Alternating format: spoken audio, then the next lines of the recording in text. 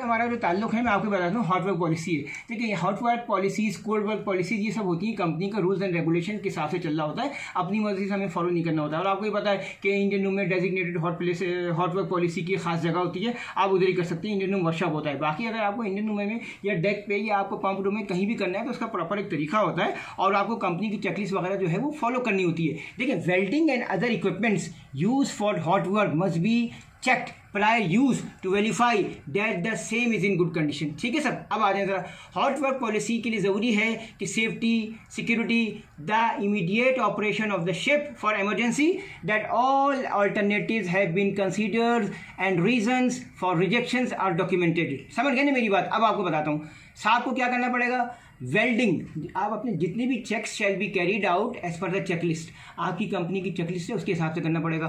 फिर ये कौन करेगा, सेफ्टी ऑफिसर करेगा और verified by the master. First कल इंडियन रूम में हो रहा है जब भी सेफ्टी ऑफिसर करेगा, डेक होगा जब भी सेफ्टी ऑफिसर करेगा, और इंडियन रूम में होगा तो चीफ ने भी साथ करेगा। फिर फाइनली कप्तान जो आके इसको क्रॉस चेक करेगा और आपकी चेकलिस्ट बनेगी। फिर क्या होगा, if the answer if anything question mark या any problem no, then master must be inform and work can be stop. आपको कंपनी को बताना है और फिर काम रुक जाएगा। ठीक है ना। अब देखिए ये सब चीज़ें बड़ी खतरनाक है और इस गॉड को भी आपको कंसल्ट करना है। अपनी सेफ्टी चेकलिस्ट के अलावा आपको इस गॉड को भी कंसल्ट करना है। उसके अलावा क्या करना है इसमें और क्या इंपॉर्टेंट चीज़ें, temperature sufficiently high to cause the ignition of the flammable gas mixture. इसके अलावा मुख्तलिफ चीज़ें होती हैं। मिसाल के तौर पर फर्स्ट कर लें आप जो है इंजन रूम में काम कर रहे हैं, बॉयलर के अंदर काम कर रहे हैं। अब आप फर्स्ट कर लो वहाँ पर जो है कोई ऐसी चीज़ है जिससे आग लग सकती है, आपको वो कंसीडर करना है। आपके सफिशिएंट बंदे हो वहाँ पर फायर फाइटिंग वगैरह का इंतजाम प्रॉपर हो, आप समझ गए ना, ताकि इमरजेंसी में अगर कुछ हो जाए तो आप कम से कम फायर फाइटिंग वगैरह डील कर सकें।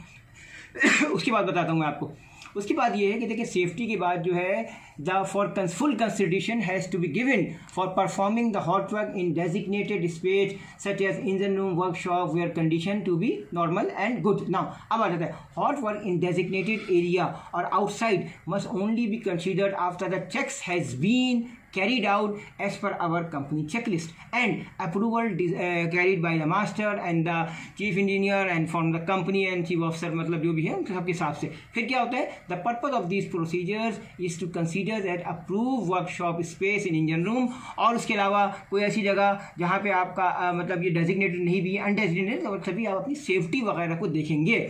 Now hot work procedure and process को प्रॉपर चेकलिस्ट फॉलो करेंगे with the procedure for operating the equipment with the necessary precautions to be taken. बहुत तरह के प्रिकॉशंस होते हैं, उसकी डिटेल्स होती है। आपकी कंपनी की जो पॉलिसी है, कंपनी का जो आपका ऑपरेशन मैनुअल होता है, उसमें आपका एक होता है chapter permit to works, different permits होते हैं, सही ना।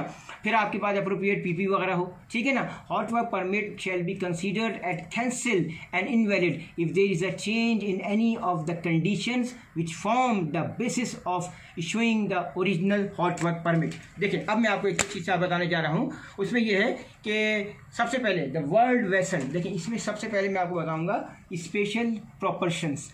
इसमें यह है कि वेट बेसिक, कितना टाइम हो गया सर आपका? 4 मिनट। हाँ 4 मिनट। थोड़ा अपना कैमरा नीचे कर लीजिए, आप भी थोड़ा कैमरा, आप भी अपना कैमरा नीचे कर लीजिए। कोई ऐसी कीजिएगा कोई चीज़ गिरे ना, आप अपने पास ये सब रख लें ताकि आपके पास मुख्तलिफ चीज़ें हों कि कोई चीज़ गिरे ना, ठीक है ना सर। आप अपने पास रखिए। अच्छा मैं आपको ये बता रहा था कि सबसे इंपॉर्टेंट चीज़ें ये होती हैं कि हॉट वर्क परमिट्स वगैरह का जो आपको पता है वैलिडिटी वगैरह भी आपको पता है 8 घंटा होता है, उससे ज़्यादा होता नहीं है, ठीक है। होने को तो आप ज़्यादा भी कर सकते हैं, मतलब ये कि डिपेंड करता है कि आपने कितने घंटे का परमिट लिया है, 6 घंटे का लिया, 8 का लिया, 12 का लिया, आपको डिपेंड करता है ना। आपका safety meeting is to be converted for arranging and planning for the reviewing of all the precautions. हमें सेफ्टी मीटिंग भी करनी है सब बंदों के साथ। The responsibility of the person involve in the job shall be clear defined, और सबको कोई एम्बिग्यूटी नहीं होनी चाहिए, सबको अपनी ड्यूटीज़ पता हों कि पानी फायर वाले के क्या काम है, ठीक है ना, वेल्डिंग करने वाले की क्या ड्यूटी है, ठीक है। और फिर क्या, नो स्मोकिंग पॉलिसी स्ट्रिक्टली आपको फॉलो करनी होगी। All parameters and requirements of the hot work permit shall be checked and verified by various different intervals. ये नहीं कि मतलब एक वक्त आपने देख लिया सब सही है, बाद में मतलब कुछ डाउट है, आप अपने सारे चेक्स को दोबारा करें। और हो सकता है कहीं कोई कंबस्टेबल मटेरियल है या कहीं आपको लग रहा है कि फ्लैश पॉइंट फायर पॉइंट होने का दोबारा खतरा है, तो आप इन सब चीज़ों का ख्याल रखेंगे, ठीक है ना। फिर क्या मैंने बताया था कि in work exceeds more than 30 minutes fire watch to be maintain as follows. अब आपको फर्स्ट को लगता है कि हॉट वर्क आपका बहुत लंबा हो जाएगा, तो आप अपना उस जगह का फायर वॉच और ज़्यादा तेज़ रखो। Master and chief engineer and chief officer shall dedicate many persons not one person, more person to act as a fire watch, सही ना, ये बड़ी इंपॉर्टेंट चीज़ है। Master chief and chief officer particularly alert to the assignment in various fire watch, ये भी करना ज़रूरी है। फिर ये कि होजेस वगैरह ये एडिशनल आपको रिक करने ज़रूरी है। होजेस के अलावा फायर एक्सटिंग्विशर्स वगैरह ये सब चीज़ें आपको रिक करना ज़रूरी है, क्योंकि देखिए अगर आप अपनी सेफ्टी प्रिकॉशन नहीं लोगे तो आपके आग लगने का खतरा हो रहा है। कि जहाज़ पे अगर आग लग जाए तो फिर वो कंट्रोल नहीं हो सकती है, क्योंकि देखिए छोटी आग से बड़ी आग होती है और फाइनली वो कंट्रोल नहीं हो पाती है। कितना टाइम हो गया आपका सर? 5.5 मिनट। अच्छा, hot work is in the vicinity of the pipelines in air pipe only be permitted when the appropriate sections has been attach.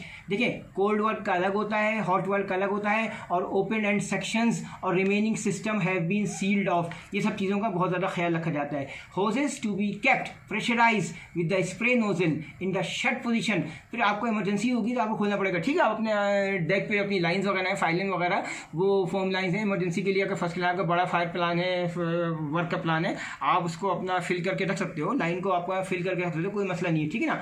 Operator shed ensure that the welding equipment operator work as a manufacturer instructions which must be posted. समझ गए ना, ये ना हो कि आपकी उल्टी सीधी welding का मसला हो, किसी को मतलब वेल्डिंग करनी आती नहीं है और मसला होना शुरू हो जाए, ठीक है ना। वेल्डिंग वाला भी कॉम्पिटेंट होना चाहिए। अच्छा अब आ जाए hot work outside the designated areas.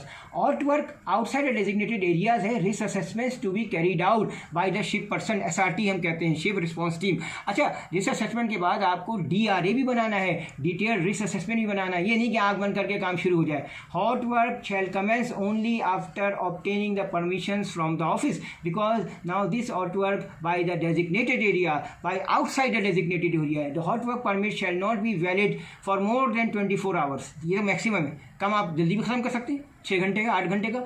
Under normal circumstances unless checks have been carried out, agreement with the office renewed and the fresh permits must be carried out। आप समझ गए ना मेरी बात। अब आ जाए हॉट वर्क में होता क्या, तो hot work shall commence only after obtaining permission on office. Risk assessment होनी चाहिए और DRA भी होनी चाहिए। Engine room workshop is design space for carrying out hot work. Any hot work to be carried out on board should be done in this space. कैसे? Proper check होना चाहिए from chief engineer से। अब first को आपको cargo tank से ballast tank transfer inerting gas filling purging वगैरह में टैंक क्लीनिंग ऑपरेशन में shall be stop during this of hot work. अब फर्स्ट कर लो आपने खामोशी से छप्पड़ में अपना काम शुरू करा दिया, नहीं, गलत है, क्योंकि देखिए इसका एक रिक्वायरमेंट है, inerting, gas filling, purging, cargo operation, bunkering, STS, ये सब नहीं होना चाहिए। हॉट वर्क की खास रिक्वायरमेंट है। अब फर्स्ट कोई बात लोग होते हैं खामोशी से चाहते हैं कि हम काम कर लें, नहीं, गलत है। जब रिक्वायरमेंट ही है कि ये सब ऑपरेशन नहीं हो तो आप क्यों ये काम गलत कर रहे हो? ये सब चीज़ें बंद करो, फिर अपना हॉट वर्क करो, ताकि इसके रीज़न है, कंसंट्रेशन है उस जगह पे। आप समझ गए ना। Hot work is not permitted while the vessel is along side या एनी स्मॉल शटलर, पटलर, बटलर, सुन ले, आपको बहुत बड़ी बात बता रहा हूँ, यानी कोई सा भी छोटा जहाज भी हो या बंकरबाजी हो, आप हॉट वर्क नहीं कर सकते हो, ठीक है ना। तो कास्ट ऑफ करो उसको। या involve in any cargo bunker operation, internal transfer का ही मना किया गया। Hot work shall commence only after the master chief in approval. अब आप समझे मेरी बात। अब आ जाते हैं आप कोल्ड वर्क में भी थोड़ा जब बात है तो कर देते हैं। देखिए कोल्ड वर्क में भी ये checklist as the safety officer, master chief in वगैरह वो सब चेक करेंगे। Cold work only carried out when source of ignition must be clear, ठीक है ना।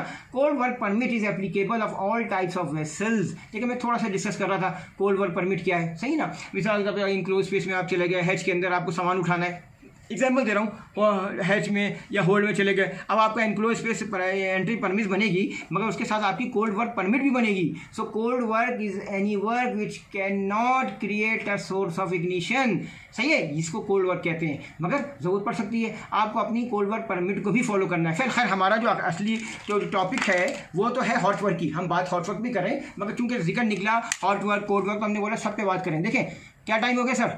9 मिनट। हाँ कोई बात नहीं। हॉट वर्क का प्रिकॉशंस है, देखिए एक तो ये कि आपका O2, देखें एक चीज़ बता दूँ, फर्ज कर लें कार्गो टैंक्स के पास अगर काम हो रहा है तो आप तो सारी डिस्टेंस चेक करोगे, मगर इनर्ट गैस का जो प्रेशर है 300 मिलीमीटर वाटर गेज होना चाहिए। O2 जो है 5% से कम होना ज़रूरी है। नो हॉट वर्क, देखिए कैमरा ऊपर कर लीजिए अपना, आप भी अपना कैमरा ऊपर कर लीजिए, थोड़ा सा आप भी कर लीजिए, देखिए थोड़ा सा और ऊपर कर लीजिए। देखिए no hot work should be carried out in void spaces, no hot work should be carried out in cargo tank ballast gas filling purging and inerting operation. सुनिए sir, master to personally supervise the gas readings take prior to commence hot work jobs। तो इसका मतलब है master ये chief officer को normally nominate कर देता है कि गैस रीडिंग बहुत ही सीनियर ऑफिसर लेगा कि हॉट वर्क से अदरवाइज ज़रूरत नहीं, मतलब ये गलत हो जाएगा हॉट वर्क किसी जूनियर ऑफिसर ने लिया, या तो मास्टर या chief officer. Due regard to be given to drain and lines in way of cargo commencement, tank heaters, vent lines and different flush tanks and days इन सब के बारे में ये है कि diligence to be exercised when checking these spaces for the gas and subsequent monitoring and to be properly accured. Hot work is carried out at safe distance from any high pressure fuel pipe or hot surfaces. मेरी बात समझ रहे हैं, यानी आपने अपनी मर्जी से उल्टा सीधा हॉट वर्क नहीं करना है। हॉट वर्क के बहुत से तरीके हैं कि आपको ये सब करना है, ऑक्सीजन का ख्याल रखना है, आईडी प्रेशर जो है आपका पॉजिटिव हो ताकि अच्छा। कितना टाइम हो गया सर? 10:30। हाँ, तो देखिए मैं आपको ये बता रहा था, इसमें ये hot work is carried out at a safe distance from any high pressure fuel pipe hot surface. आप जो मैंने आपको बताया था 300 मिलीमीटर वाटर गेज, इसका भी ख्याल रखना है। आपको इस बात का ख्याल रखना है कि सीनियर ऑफिसर जो है वो सारी रीडिंग्स लेंगे, जूनियर ऑफिसर नहीं लेगा। आप समझ गए ना मेरी बात? फिर क्या था, सेफ्टी मीटिंग वो होनी जरूरी है। Hot work is carried out safe distance है। देखें फायर वॉच प्रॉपर होनी चाहिए, आपका एग्रीड प्लान जो है उसको मॉनिटर करना चाहिए। आप समझ गए ना? Thank you very much. देखें है तो बहुत